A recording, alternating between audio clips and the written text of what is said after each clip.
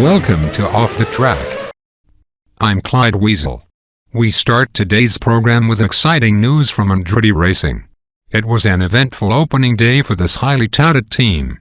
There are expectations of championship glory with James Hare and Simon Joy.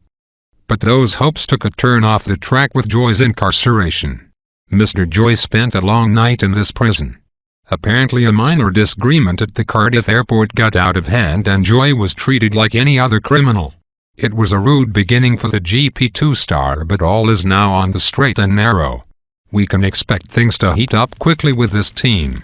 The enthusiasm of Hare and Joy may well be enough to snuff out the fires of any opposition. While their confidence has been interpreted as cockiness in some corners, we at Off the Track wish these stars of tomorrow all the best. Burn up the track, boys. Smells like some mighty fine cooking happening there.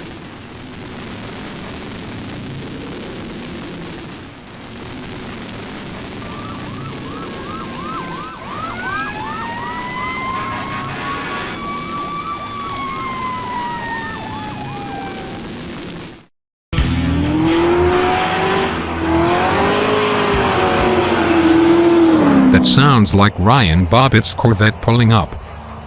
Sadly, the Wickham engineering team has struggled to this point in the season, but it's not for lack of effort.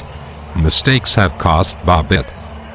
A bad error in judgment on tire selection negated his grid advantage in the Barcelona sprint race. Troubles continued at Istanbul.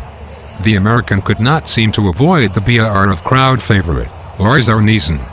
Driving errors resulted in a DNF for Alejandro Marchente in Spain, and a disappointing start took him out of contention in Turkey. Despite the failures on the track, both drivers have been exceptional with the press. It's a good indication of the energy and possibility for Darrell Wickham's operation. I'm excited about this team's future. Get the hell out of the way, Ian.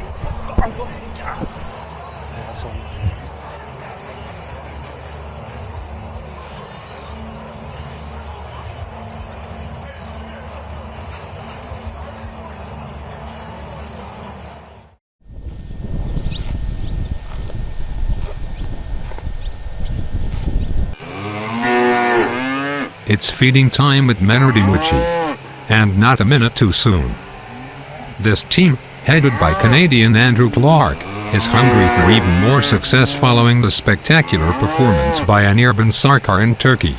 It was the second podium for the talented Indian driver, and it vaults him into the title lead. Daniel Puddicombe has not shared in Sarkar's success. Still, some comfort must be gained by the fact that he has finished every race to this point. For Sarkar, high expectations will now follow him. Will he set out to graze new pastures of victory? Or will he be content to chew the cud on past victories and follow the herd into the corral of mediocrity? This will be his challenge in the upcoming races.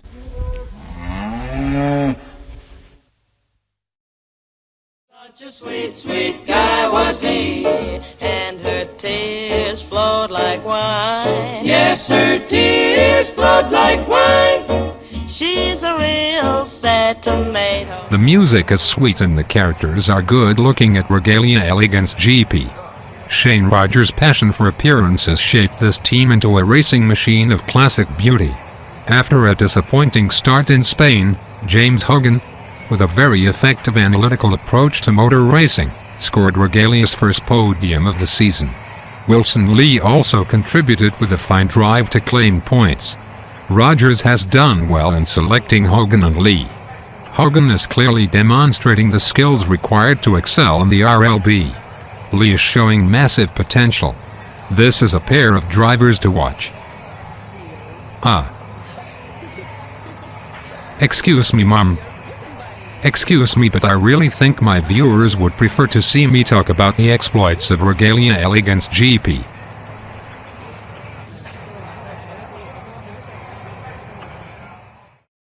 Well, thank you for joining us here. Tune in next week when we will examine some of the other fine drivers and managers in GP2. It certainly looks like an exciting season.